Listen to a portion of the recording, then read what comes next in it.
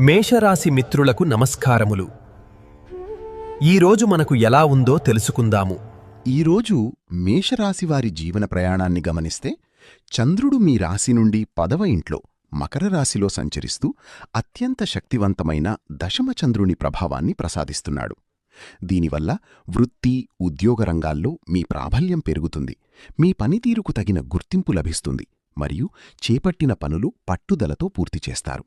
సామాజిక గౌరవం పెరుగుతుంది.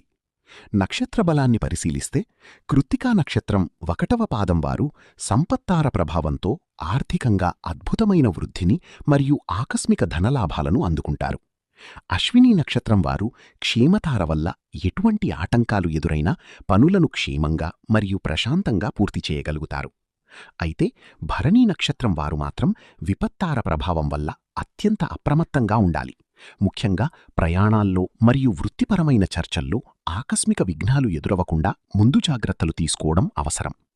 నేటి దశమచంద్రుని అనుకూలత మరియు ఈ తారాబల శక్తి మీకిచ్చే సందేశమేమిటంటే, లభించిన ఈ కర్మఫల ప్రదాత బలాన్ని సమన్వయం చేసుకుంటే ఈరోజు మీరు వృత్తిపరంగా ఎదురయ్యే సవాళ్లను అధిగమించి మరిన్ని వీడియోల కోసం మన ఛానల్ని లైక్ చేయండి, షేర్ చేయండి, సబ్స్క్రైబ్ చేసుకోండి.